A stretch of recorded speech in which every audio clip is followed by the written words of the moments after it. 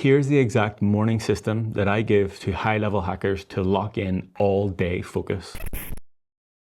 Your morning routine is meant to prime your body and your brain for the day ahead. But the way you're running it right now, you're preparing for a mid-afternoon crash. The kind that you'll fight back with caffeine and cortisol. But at what cost? Your focus, your energy, your sleep, maybe even years of your life. You're preparing for burnout, living off caffeine, reacting to notifications, and draining your system before the day has even started. You're preparing for brain fog, chasing sugar highs, inbox dopamine hits, and a foggy crash by mid-morning. Today, I'm gonna walk you through the exact system that flips that. So instead of preparing for survival, you prepare for operator mode. Focus, output, and peak performance that lasts all day. This isn't about wasting 3 hours on cold plunges or journaling. This is the anti-morning routine. What actually works, tested on real operators. Stick with me and I'll give you the exact system I have refined over the years. I've coached hundreds of hackers, high-level operators, and founders, some of the smartest operators on the planet, brilliant minds who can optimize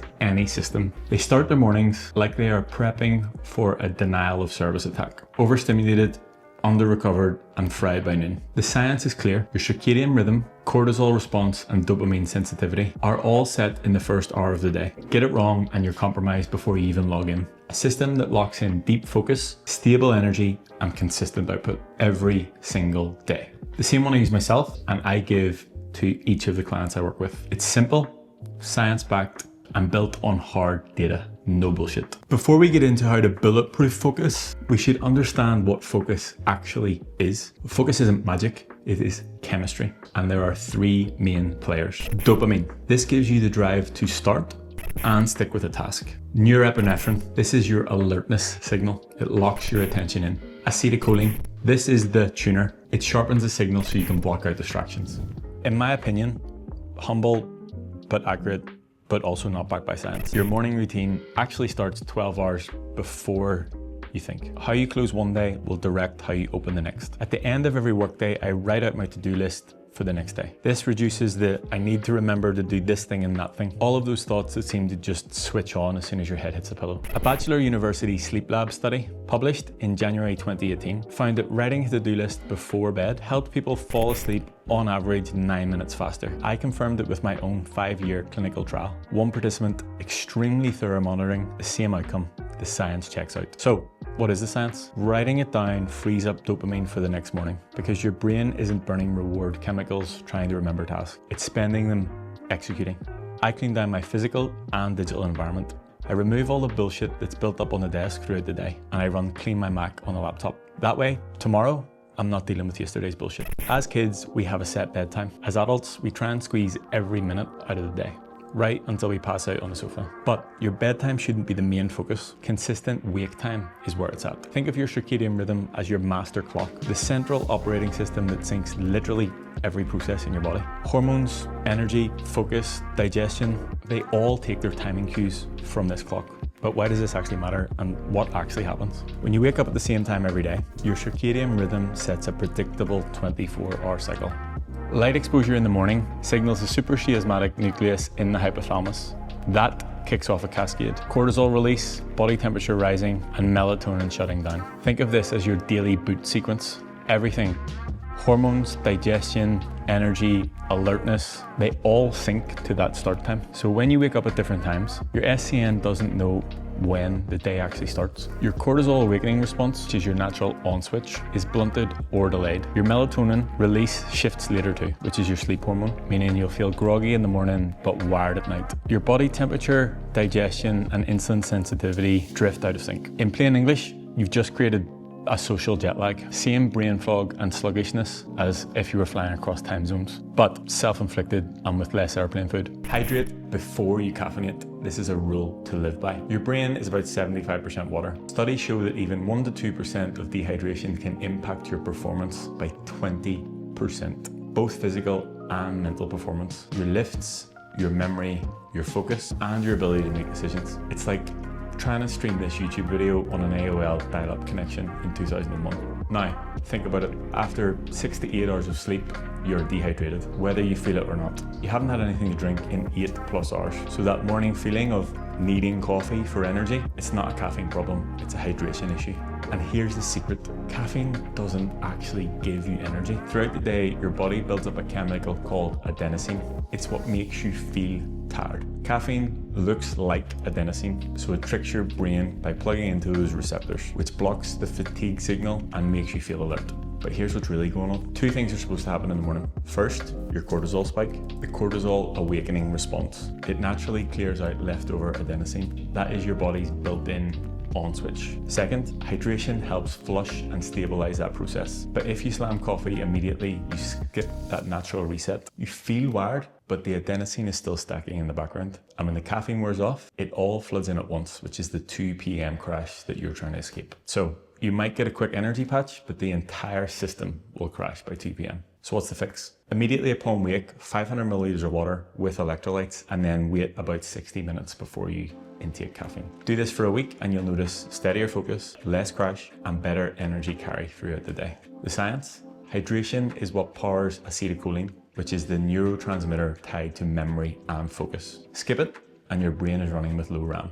I honestly cannot emphasize enough the power in being fully hydrated. It is the single biggest mover for overall energy, focus, and performance. Breakfast is either writing clean code for your brain or installing malware. High sugar, high carb breakfasts cause a blood sugar spike. Proven in studies from the American Journal of Clinical Nutrition. That's the infamous 10 a.m. nap effect. Why does that 10 a.m. crash happen? High sugar breakfasts flood your system with glucose. Your body will dump insulin to clear it, which will drive your blood sugar below baseline. That's called reactive hypoglycemia. The result? Brain fog, fatigue, and cravings for another quick fix. Basically, you've programmed yourself into a spike and crash loop before lunch. 20 to 30 grams of protein right out of the gate.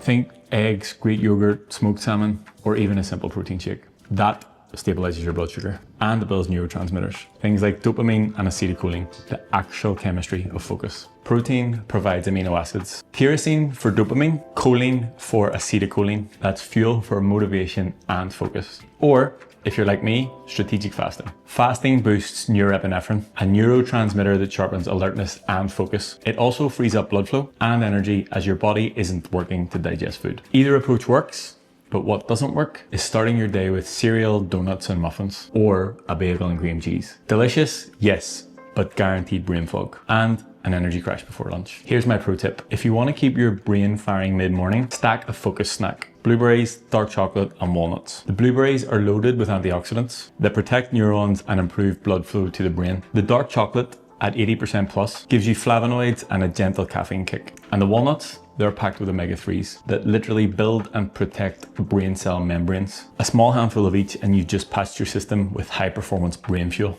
A much better option than the blood sugar roller coaster from those donuts that Carol brought in. Fuck Carol and her donuts. This one is huge.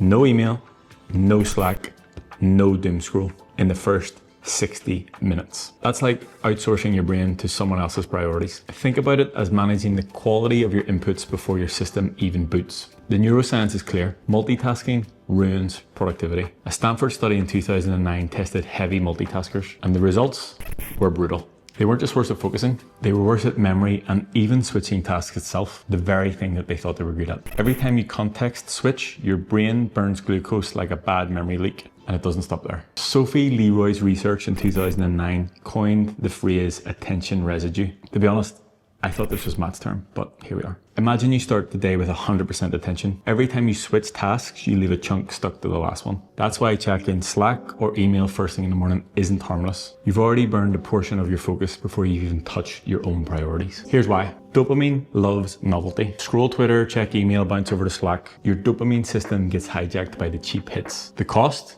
You've got nothing left for deep focus when it actually matters.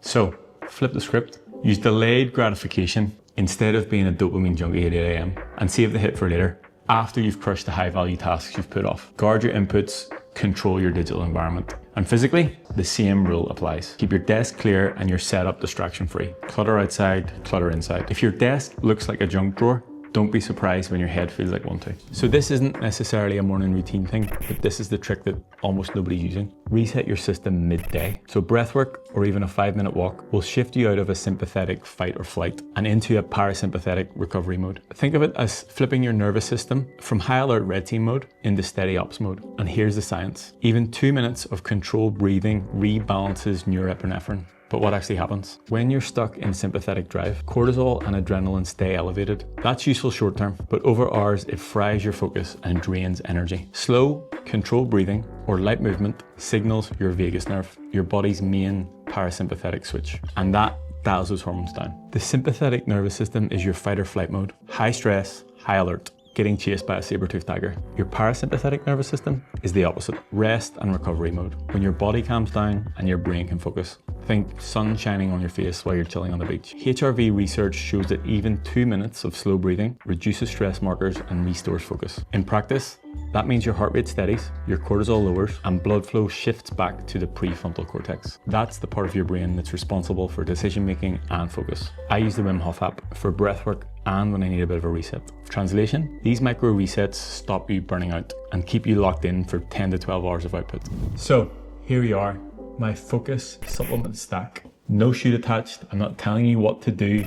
I have tried many different supplements over the years and refined it to what I find works for me to keep me focused. We pulled these from the cupboard for dramatic effect. I do not take all of these every day.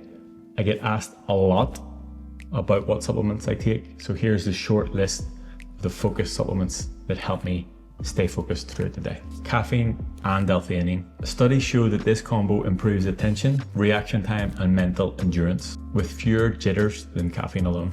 That's dopamine plus adenosine balanced. Pair 100 milligrams of caffeine with 200 milligrams of L-theanine. Aim for about a 2-to-1 ratio L-theanine to caffeine. Creatine, not just for lifting. Cambridge research has found that it boosts memory and reasoning in sleep-deprived adults up to 20%. It's the ATP support for brain cells. The standard dosage is 5 grams daily, but newer studies suggest that in specific cases, like high stress or fatigue in clinical populations, doses upwards of 10 to 20 grams may support memory, attention span, and processing speed. The science is mixed, but promising. Alpha GPC, a choline source that supports acetylcholine, the neurotransmitter directly tied to focus and learning. 300 to 600 milligrams daily, usually split in 2 doses. Lion's mane, a mushroom with compounds that support nerve growth factor. It supports neuroplasticity and long-term memory. About 500 to 1000 milligram of extract once or twice daily. Nicotine. Now, I know this one gets a bad rap.